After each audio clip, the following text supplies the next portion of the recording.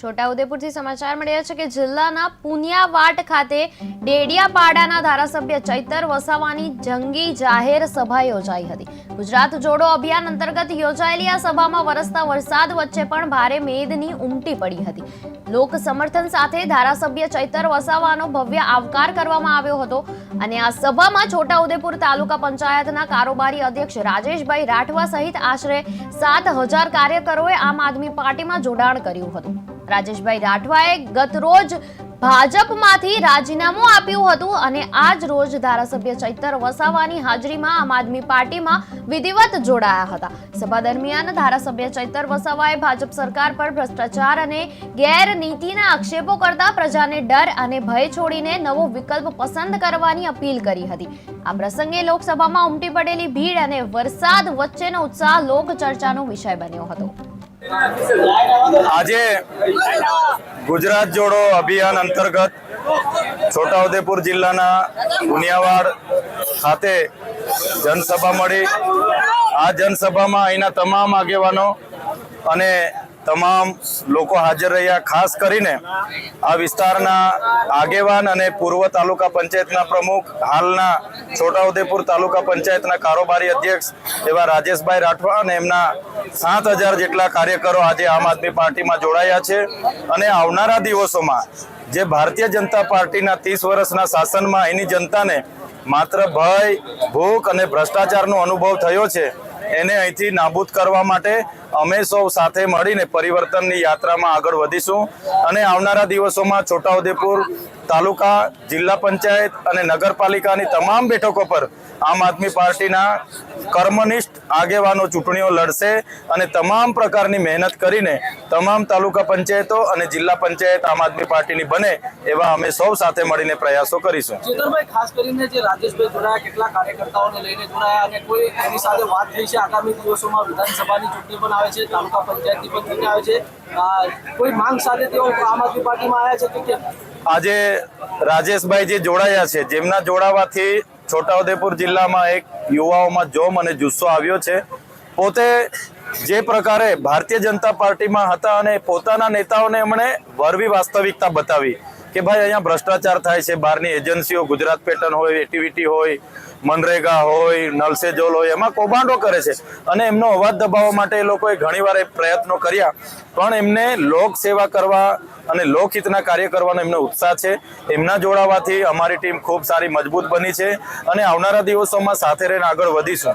આવનારી તાલુકા પંચાયતો હશે, જિલ્લા પંચાયતો હશે, વિધાનસભા હશે કે લોકસભા હશે, સ્થાનિક લેવલના જેટલાઓ પણ નેતાઓ છે એમણે જ અહીંથી લડવાનું છે અને જે તે વખતે અમે બધા સાથે બેસીશું અને એકબીજાની સહમતિથી ઉમેદવાર નક્કી કરીશું અને એમને જીતાવવા માટે અમે બધા તન મન ધનથી અહીંયા કામે લાગીશું। ત્યારે અમારો હાલનો ટાર્ગેટ તાલુકા પંચાયતો તમામ અને જિલ્લા પંચાયત અને નગરપાલિકાઓ જીતવાની છે।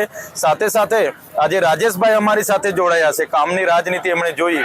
તમામ કોંગ્રેસના, તમામ ભારતીય જનતા પાર્ટીમાં રહેલા એવા ઘણા સાથીઓ ઈચ્છા રાખે છે કે અમારે લોકોના કામ કરવા છે, એવા તમામ લોકો આવનારા દિવસોમાં રાજેશભાઈ છે, રાધિકાબેન રાઠવા છે, વિનુભાઈ રાઠવા છે, એમની આગેવાનીમાં જોડાશે અને પરિવર્તનની દિશા આવનારા દિવસોમાં આગળ વધે અને અહીં પરિવર્તન આવે એવી અમને આશા અને અપેક્ષા છે।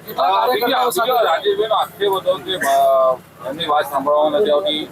ગુજરાત પેટા યોજનામાં ભ્રષ્ટાચાર કરવામાં આવતો હતો, તમે કેવો અભ્યાસ કર્યો છે? કેટલા હજી ભ્રષ્ટાચાર છે છોટાઉદેપુર જિલ્લામાં? ગુજરાત પેટર્નમાં પ્રભારી મંત્રીને અધ્યક્ષ બનાવવામાં આવે અને પ્રભારી મંત્રી બહારની એજન્સીઓ પર 10-10% ટકાવારીઓ લઈને જેમને બારોબાર એજન્સીઓ આપે અને એના ચૂંટાયેલા તાલુકાના સભ્યને, જિલ્લાના સભ્યને, સરપંચોને કોઈ પૂછવામાં ના આવે તો સ્વાભાવિકપણે રાજેશભાઈ જેવા ઘણા લોકો અંદર મૂંઝવાતા હતા, છતાં રાજેશભાઈ તો ઘણીવાર એમની સામે ચળવળ ચલાવી કે ભાઈ આવું તો ના ચાલે, અમે ચૂંટાયેલા છે, લોકો અમારા પર કામો લઈને આવે ને અમારા કામો નથી થતા અને નેતાઓ બહારની એજન્સીઓને, કોન્ટ્રાક્ટરોને, એનજીઓને કામો આપે એની સામે લડ્યા છે। ત્યારે અમારી લડત એ દિશા તરફ જ છે।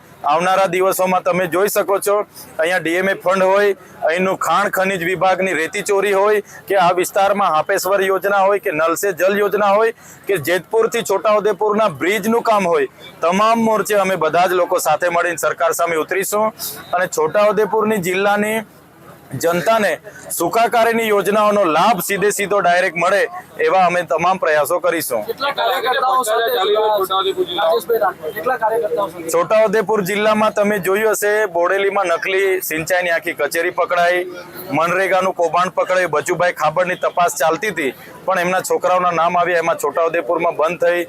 આ વિસ્તારમાં ડીએમએફ ફંડમાં બારોબાર કૌભાંડો થાય છે. આ વિસ્તારમાં તમે જોયું હશે, નલ સે જલમાં એટલા બધા કૌભાંડો છે. ખાણ ખનીજ વિભાગ અમારો ખેડૂત એક ટ્રેક્ટર ભરીને રેતી લેવા જાય એના પર કેસ કરે છે અને આ લીજોમાં હજારો ટન રેતી રાતોરાત ઉલેચાઈ જાય છે. તો અમારી લડાઈ અનુસૂચિ 5 અને પૈસા એક્ટ આ વિસ્તારમાં લાગુ હોય, સ્થાનિક લોકોને, સ્થાનિક ગ્રામ પંચાયતોને બારોબાર કામ મળે અને સ્થાનિક ગ્રામ પંચાયતોને પૂછીને ગ્રાન્ટ વાપરવામાં આવે એ દિશામાં અમે આવનાર દિવસોમાં આગળ જઈશું. પ્રોજેક્ટ પાવર આવી રહ્યો છે 28 ગામોમાં. આ માટે ચેતરભાઈ વસાવા શું કરશે? અમે આવનારા દિવસોમાં ત્યાંના આગેવાનોની જે સમિતિ છે એની સાથે મીટિંગ અમે લેવાના છે અને અમારે એમના માટે, એમના રક્ષણ માટે અમારે સડકથી લઈને સદન સુધી સરકાર સામે ઉતરવું પડશે તો અમે ઉતરીશું. અને જે પણ સરકાર અહીંયા પ્રોજેક્ટો લાવવાની વાત કરે છે એમને એક પણ ઇંચ જમીન આ વિસ્તારની હવે અમે આપવા માંગતા નથી. રાજેશભાઈની જેમ ભાજપમાં અને કોંગ્રેસમાં હજુ પણ કેટલાક એવા કાર્યકર્તાઓ છે કે જે ગુમરામણ અનુભવી રહ્યા છે, એવા લોકો માટે ચેતર વસાવાનો કોઈ સંદેશ? અમારી ટીમ બધા જ લોકોને અપીલ કરે છે, આવો 30 વર્ષના શાસન દરમિયાન આપણે ભય, ભૂખ અને ભ્રષ્ટાચાર જ જોયો છે, તો આવો બધા સાથે મળીએ અને પરિવર્તન લાવીએ. એવા ઘણા સારા સાથીઓ કોંગ્રેસમાં છે, ભારતીય જનતા પાર્ટીમાં છે અને ત્યાં એમને કેટલાક જૂના જોગીઓ આગળ આવવા નથી દેતા. તો તમે બધા અમારી સાથે આવો અને આવનારા દિવસોમાં તાલુકા, જિલ્લા પંચાયતો અને વિધાનસભાઓ બધા સાથે રહીને લડીએ અને આ વિસ્તારમાં પરિવર્તન લાવીએ એવી આપણા માધ્યમથી એવા તમામ લોકોને હું આમ આદમી પાર્ટીમાં જોડાવા અપીલ કરું છું. ચેતરભાઈ, ખાસ કરીને તમે જેલમાંથી છૂટ્યા પછી એક ચર્ચા એવી ચાલી રહી છે કે ચેતરભાઈ વસાવા આગામી દિવસોમાં ભારતીય જનતા પાર્ટીમાં જોડાય અને તેઓને મંત્રી પદ આપવામાં આવશે. આ વાત સાચી કે ખોટી? આજે જે પ્રકારે આટલી નાની ઉંમરમાં ગુજરાતની જનતાએ 18 વર્ગની જનતાએ મને પ્રેમ આપ્યો છે, મારું સન્માન કરે છે, મારું સ્વાગત કરે છે, જેલ દરમિયાન પણ એમણે મારી ખૂબ ચિંતા કરી છે, ત્યારે તમે આજે જોવ છો જ્યારે મારે જવાનું થાય 2-2 કલાક લોકો ખાધા પીધા વગર ફૂલહાર લઈને ઊભા હોય, આ મારા માટે બહુ મોટી વાત છે. મંત્રી, મુખ્યમંત્રી કરતાં પણ આ મને વિશેષ મળ્યું છે. ત્યારે ચૈતરભાઈ વસાવા જે વખતે ભારતીય જનતા પાર્ટીના પ્રદેશના નેતાઓ એમને સાંસદની બેઠક લડાવવા માટે 3 વખત મારી સાથે મિટિંગો કરી, મને મંત્રી બનાવવા સુધીની તે વખતે 2024માં એમણે ઓફરો કરી હતી, ત્યારે પણ નથી જોડાયા. ચૈતરભાઈ વસાવા નેતા પેદા કરવાનું કામ કરશે. આવનારા દિવસોમાં તાલુકા પંચાયતો, જિલ્લા પંચાયતો અને વિધાનસભામાં ચૈતરભાઈ વસાવા જેવા હજારો લોકો લડે, જીતે અને